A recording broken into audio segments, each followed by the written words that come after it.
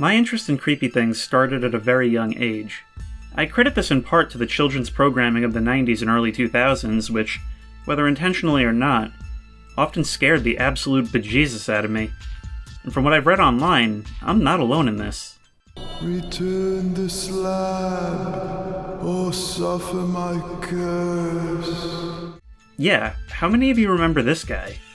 If online forums for the past 10 years are to be believed, I'm guessing it's a lot of you. And don't worry, the only reason I'm not talking about that show here is because it needs a video of its own. I know childhood trauma videos are popular, but I wouldn't really even call these traumas. Well, most of them. Rather, these are the things that, while making me want to sleep with the lights on, I still kept coming back to. In no particular order, this is my personal tank of childhood nightmare fuel. Hey Arnold. Even older grandpa. This one had to be mentioned first because I think it's one of the best examples of children's programming doing more than just scaring, but scarring. And managing to do it in just a few seconds. This is because this isn't supposed to be a scary episode. It's just a standard plot about Arnold and Gerald having a fight. We're shown a flash-forward dream sequence of what their future will be like if they don't learn to get along. And out of absolutely nowhere, this happens. And I never liked you. Happiest day of my life is when we stop talking to each other. What did I tell you, short man?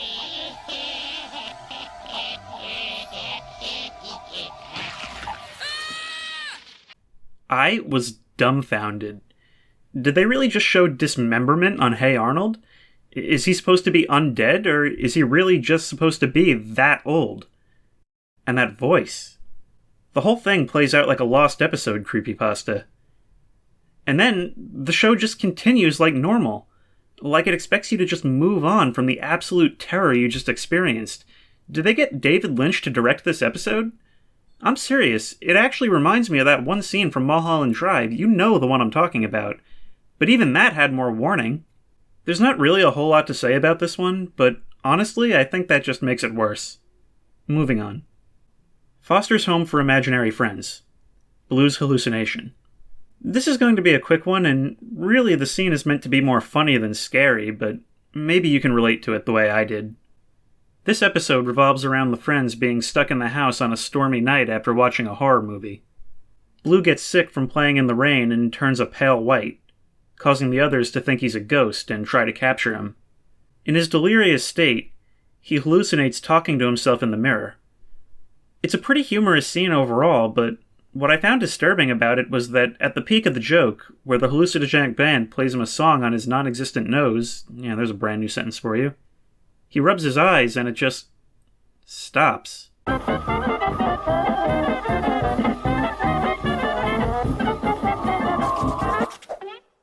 I don't know. There's just something about going so abruptly from that upbeat music and colorful band to a dark, silent bathroom that really got to me before I went back to laughing. Goosebumps. Welcome to Dead House. Goosebumps as a whole wasn't a very scary show for me, even as a kid. Even though there were some gems like The Haunted Mask and The Werewolf of Beaver Swamp, for the most part I found it too corny to really satisfy my spook lust. One of my favorite episodes was Welcome to Dead House, a two-parter. At the time I couldn't articulate why I liked it so much, but in contrast to the terror of older grandpa, I think this was the first time I really appreciated an unnerving atmosphere. Right from the opening, it hits you with a melancholic soundtrack, washed-out colors, and rolling shots of abandoned industry that quickly convey an impressively bleak tone for a show like this. The story revolves around a family moving to the town of Dark Falls after purchasing a house on the cheap. The realtor seems desperate to sell the house, and the townspeople, who take an immediate interest in the family, seem just as desperate to keep them there. This becomes much more sinister in Part 2 when it's revealed that the reason the town is mostly abandoned is because of an accident at the chemical plant several years prior. Those who didn't leave died as a result, causing them to reanimate, but they're not your traditional zombies. They're harmed by direct sunlight, only able to masquerade as normal townsfolk because of the overgrown trees blanketing much of the town in shade. They're sustained by the blood of living humans, which is why they need to keep attracting people to the town with cheap housing. Part of what gives this episode its tone is that they're not snarling walkers or nefarious plotters. They retain their old personality completely. They're aware that what they're doing is horrible, but they're hungry and increasingly desperate. No. Don't leave. We need you. And that's the atmosphere that this episode conveys. Bleakness, desperation, and before you find out what's going on, a general feeling of uncomfortableness in the interactions with the neighbors. Combine that mood with a few scares and some visuals that really stand out, and you're left with a surprisingly creepy episode of what was normally a cheese fest of a show. It's The Walking Dead. The what? Are You Afraid of the Dark? Dead Man's Float. Are You Afraid of the Dark is what Goosebumps could have been if it took itself a little more seriously. The premise is the same, a horror anthology for kids. But the difference here is that while Goosebumps was often goofy and lighthearted, this one liked to push the envelope a little more and really tried to scare its audience. It was still aimed at kids and could still be silly at times. By the way, if you want to watch Gilbert Gottfried antagonize baby Ryan Gosling, you've come to the right place. But it always recognized that it was a horror series, not a comedy with horror elements. I didn't get to see as much of this show as I would have liked as a kid, but I did see this episode, and wow, what an impact it made. It starts off with a flashback to the 1950s, showing a kid drown after being pulled underwater by some unseen force in a school swimming pool. Yeah, there's a backstory you won't get from Goosebumps. Years later, a student realizes there's a discrepancy in the dimensions of the building, and finds the pool, which was sealed off after the incident. The students push the faculty, and the pool is restored and reopened. But strange things start happening, as it seems that whatever evil caused the pool to close in the first place has still been there all this time. Towards the end of the episode, they get it to take physical form, and oh my god! I get that it's supposed to be a ghost or a demon or something, which is probably how they got away with that visual, but the image that they're actually showing on the screen in this children's program is a bloody waterlogged corpse, which is why whenever this show comes up in online discussions, you can bet that this moment in particular is the reason. SpongeBob SquarePants, The Graveyard Shift. How could I not mention this? It's a classic. When I first sat down to watch this episode, I didn't expect to get genuinely scared by SpongeBob of all things. The entire episode is an exercise in building tension, and that's what makes it so enjoyable to watch. The setup is basically as follows. Mr. Krabs decides that the restaurant should stay open 24 hours a day. Too cheap to hire a second shift, he puts SpongeBob and Squidward on duty throughout the night. Fed up with SpongeBob's antics and wanting to squash his enthusiasm for the night shift, he invents the story of the hash-slinging slasher, a fry cook who used to work there before accidentally chopping off his own hand. He now haunts the restaurant, returning at night to terrorize anyone he finds inside. Even though you know it's a fake story, it still manages to draw you in with the way it's told. Squidward admits to SpongeBob that he made it up, but as the night goes on, the tension builds as the story seems to be coming true, as the signs heralding the arrival of the slasher all become reality one by one. I think the reason I like this episode so much is because it almost feels like watching someone else react to a good scary story. Nothing really happens that isn't typical of a cheap, poorly maintained restaurant running through the night, and Squidward even points this out. And the walls will ooze green slime! Oh, wait, they always do that. And yet, he's not only freaked out SpongeBob, but himself with his own fake story.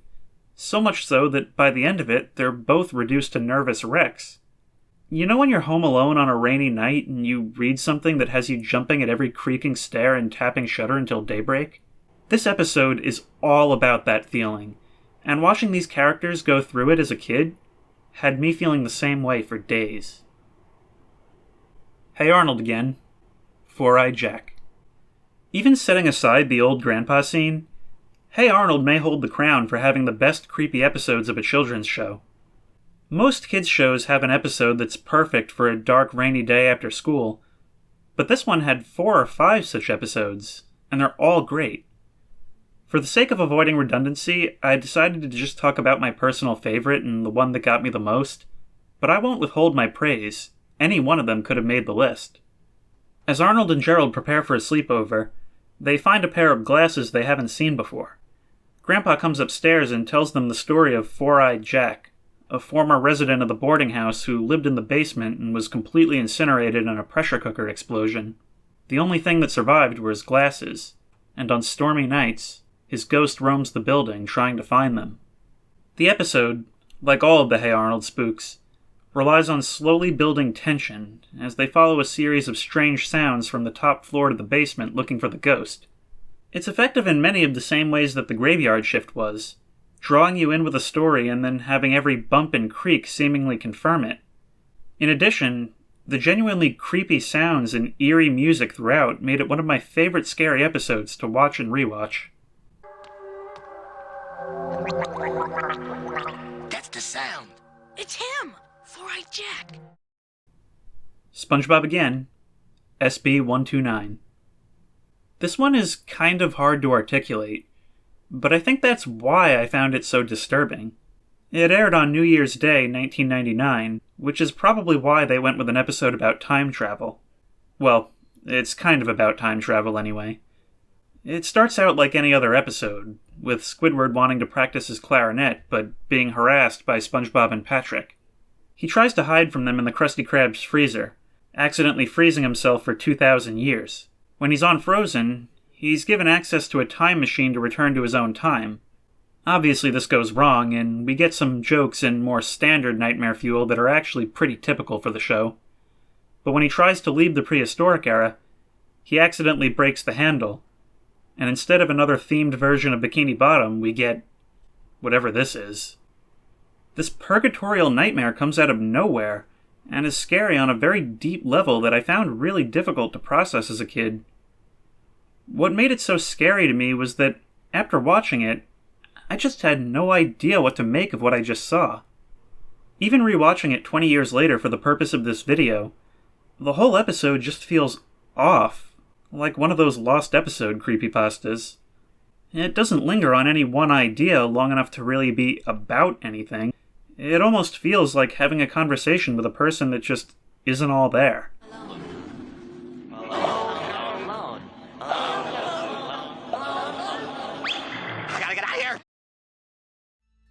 So that was just some of my childhood nightmare fuel. Part of what I find so intriguing about this topic is that in online discussions, you'll often find people talking about the same few things. Pretty much every example on this list is either a slow build-up of tension when we've already been told what to expect, or something completely unexpected and terrifying that is just glossed over without a second thought. For this reason, I've come to believe that in much the same way that something like SpongeBob SquarePants can define how an entire generation thinks of humor, the same can be said of programs like these, and horror. I live for this stuff, and I'm sure there are countless examples from every era of programming. Let me know in the comments, what are some examples of your childhood nightmare fuel?